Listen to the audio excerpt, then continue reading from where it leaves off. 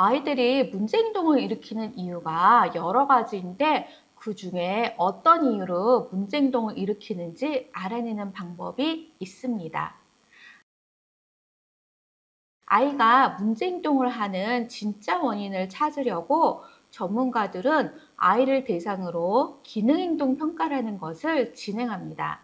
기능행동 평가를 해서 아이가 문제 행동을 하게끔 하는 요소가 무엇인지, 그리고 그 무엇의 특징은 또 무엇인지 알아내고 있습니다.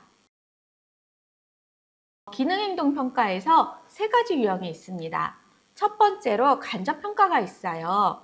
아이가 말을 할 수 있다면 직접 물어보시거나 말을 할 수 없다면 아이를 가장 잘 아는 사람을 직접 면담하거나 설문지를 작성하게 하는 유형이에요. 이때 마스나 QABF 같은 체크리스트를 사용합니다. 마스는 동기평가 척도라고도 하는데요.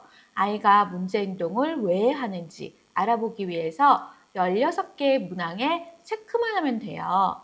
간단하고 빠르게 작성할 수 있지만 문항이 16개뿐이어서 정확도는 좀 낮은 편이에요.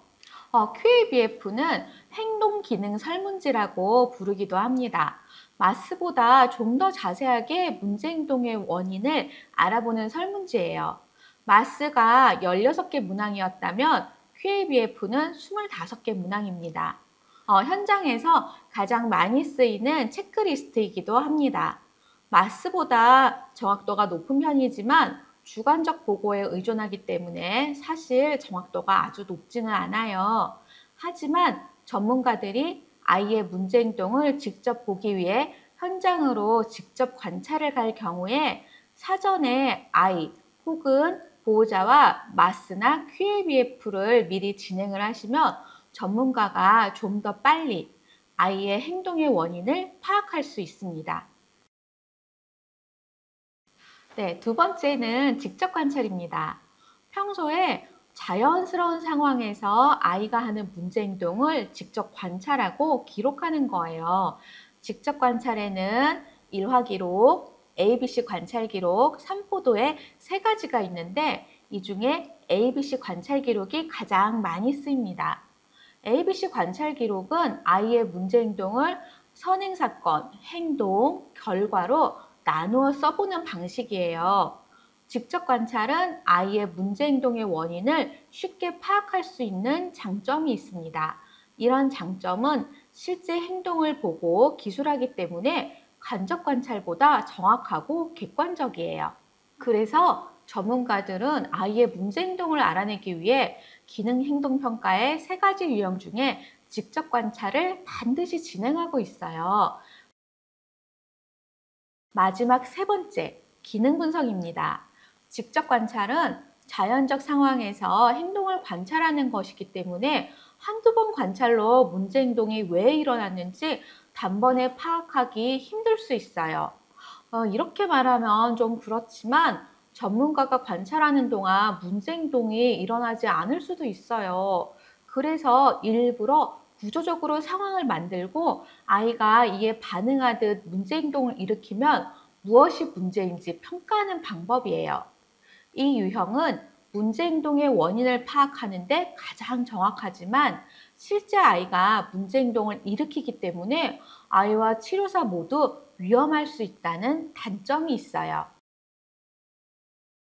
전문가들은 위의 세 가지 중에 주로 첫 번째 간접평가와 두 번째 직접평가를 함께 시행합니다. 직접평가는 시간이 많이 소요되고 아이가 언제 문제 행동을 일으킬지 모르는 상황에서 계속 아이를 지켜볼 수도 없어요. 그래서 직접평가를 하기 전에 간접평가를 먼저 시행하고 간접평가 방법을 토대로 직접 관찰을 기록을 하다 보면 막연했던 아이의 문제 행동의 이유를 좀 더 예측하기 쉬워집니다. 그리고 직접 관찰을 했는데도 아이의 문제 행동의 이유가 분명하지 않다면 마지막 세 번째 유형인 기능 분석을 시행하는 거예요. 그리고 이 기능 분석을 부모님도 직접 하실 수 있어요. 전문가만 할 수 있는 게 아니에요. 기능 분석을 만약 부모님이 하신다면 가장 먼저 부모님이 바꾸기를 원하는 아이의 문제 행동을 결정하시는 거예요. 그런 후에 부모님이 의심하는 행동의 이유부터 짧고 간단하게 실행해 보세요. 예를 들어서 아이가 관심을 받고 싶어서 문제 행동을 한다고 의심이 된다고 가정해 봅시다. 일부러 아이에게 관심을 주지 않았다가 아이가 문제 행동을 하면 곧바로 왜 그래? 하고 관심을 주는 거예요. 이후에 의심을 뒷받침하는 비슷한 문제 행동이 더 자주 나온다면 아이는 관심을 받기 위해 문제 행동을 하는 것이 분명합니다. 마찬가지로 아이가 뭔가로부터 도피하거나 회피하기 위해서 문제 행동을 한다고 의심이 되신다면 아이에게 어려운 과제를 제시하고 문제 행동을 했을 때 알았어 하지 말자 하고 과제를 바로 치워주세요. 이후에 이런 상황이 반복된다면 아이는 회피하기 위해서 문제 행동을 하고 있을 가능성이 높습니다. 이렇게 부모님이 조금만 용기를 내어 실행하신다면 아이가 왜 문제 행동을 일으키는지 알 수 있으실 거예요.